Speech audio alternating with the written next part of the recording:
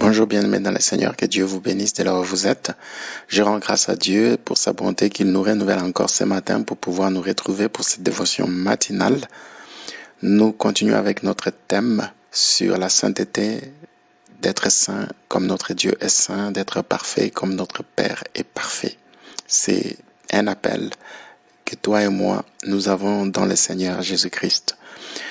Et le sujet de ce matin, c'est vrai que ça va peut-être choquer certains, mais je pense que c'est très important pour que nous puissions comprendre que parfois Dieu voit les choses, les réalités spirituelles différemment que nous, humains. Nous avons un regard purement humain. Nous ne pouvons pas voir au-delà des réalités spirituelles. Mais dans le monde spirituel, soit vous pouvez être un homme animal ou vous pouvez être un homme spirituel. Et j'espère, mon frère, ma sœur, que c'est le cas pour toi qui me suis ce matin à travers cette dévotion. Et ce sujet, c'est pour exactement nous challenger, nous mettre à défi par rapport à notre relation avec le Seigneur et surtout par rapport à notre marche avec Dieu. Alors, Paul disait dans 1 Corinthiens chapitre 2, 14, 15, ces deux réalités. Soit on est un homme animal, soit on est un homme spirituel, soit on est un chrétien animal, mais c'est vraiment contradictoire, chrétien en même temps animal, ou on est un chrétien spirituel.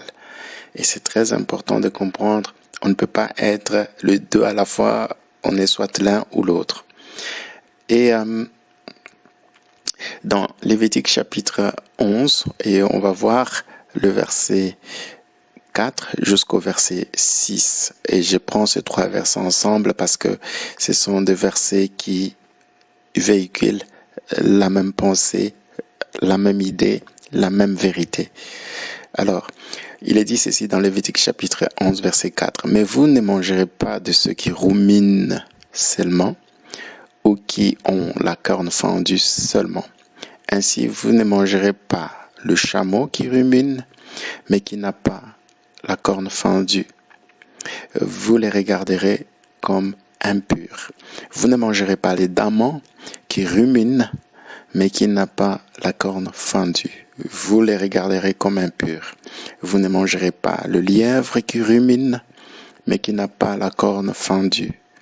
Vous le regarderez comme impur. » Alors ici, dans ces instructions de Moïse par rapport à ces animaux qu'il est en train de citer, entre autres le chameau, le daman et le lièvre. Alors, ce sont trois animaux qui ont les mêmes caractéristiques. Et quelles sont ces caractéristiques communes? C'est-à-dire, les trois ruminent, ce sont des ruminants. Mais malheureusement, ils n'ont pas de cornes fendues. Et je pense que dans notre dévotion précédente, j'ai longuement parlé sur ce que représentaient les principes des ruminations ou l'effet des ruminer. Et de l'autre côté, j'ai parlé du principe ou de la vérité qui était derrière la corne fendue ou les pieds fourchus. Alors, ici on a trois animaux cités ici comme exemple, des animaux impurs qui étaient considérés comme impurs.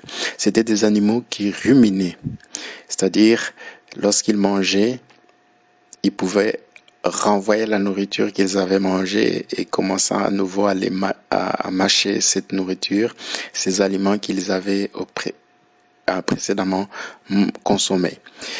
Et j'avais expliqué en long et large ce que ruminer représente spirituellement pour nous croyants.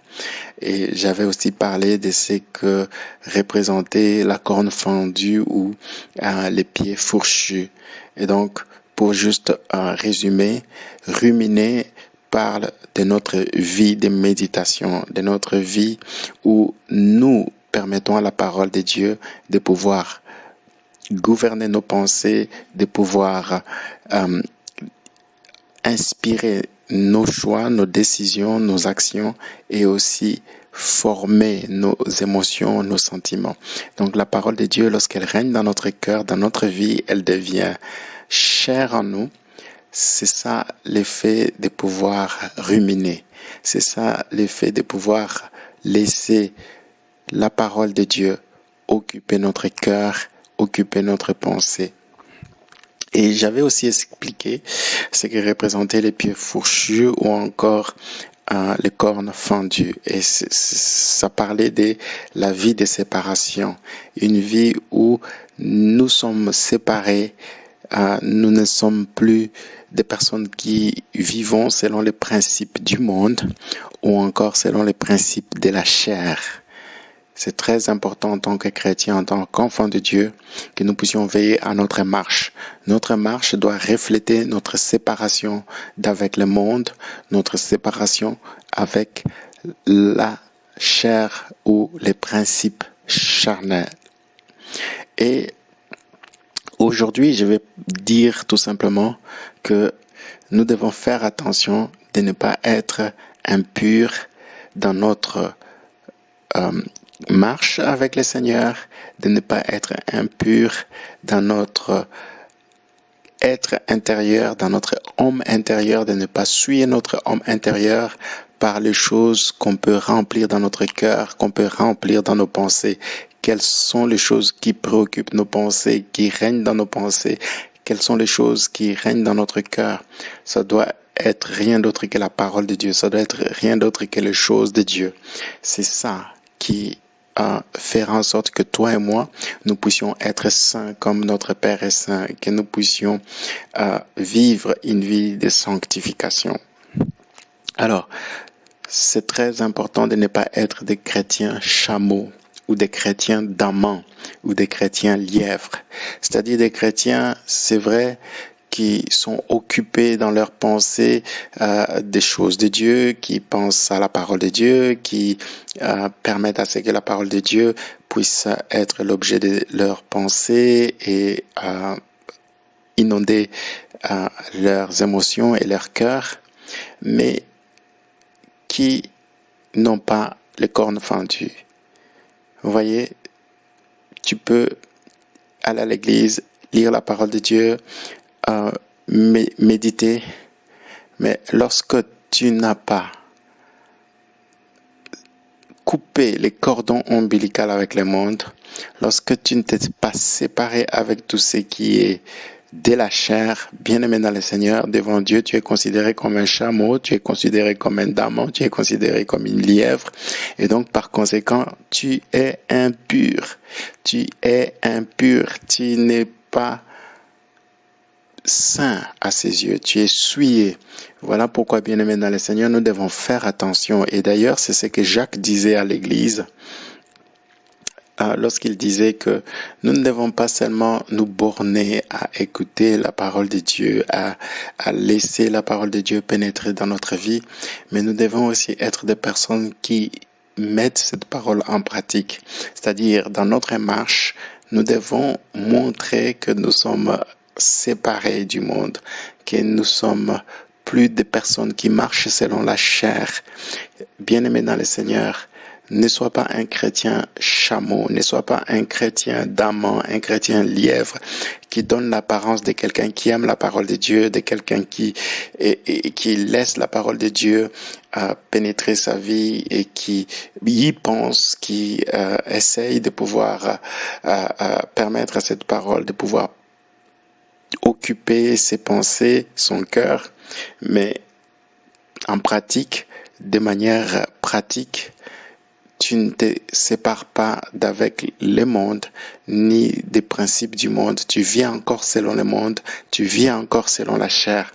Et ça, ce n'est pas du tout pur devant le Seigneur. Et ça, ce n'est pas du tout agréable et honorable devant le Seigneur. Et Dieu ne veut pas des chrétiens chameaux, Dieu ne veut pas des chrétiens damans, des chrétiens lièvres qui peuvent ruminer, qui peuvent démontrer et manifester une vie de méditation de la parole de Dieu, des personnes qui aiment la parole de Dieu, qui la lisent, qui l'écoutent, mais qui s'arrêtent seulement là. Dans leur marche, il n'y a rien qui prouve qu'ils sont séparés du monde, qu'ils ont cessé d'avec le monde. Et bien aimé dans le Seigneur, ça, ce n'est pas très bien.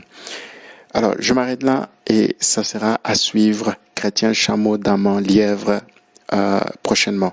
Que Dieu vous bénisse, bien aimé dans le Seigneur, et surtout, ne vous bornez pas seulement à être des chrétiens qui ruminent, qui ont une vie de méditation, mais bien aimé dans le Seigneur, faisons aussi de manière à ce que, de manière pratique, de manière tangible, notre vie manifeste une séparation réelle d'avec le monde, d'avec les principes de la chair. Que Dieu vous bénisse et à la prochaine.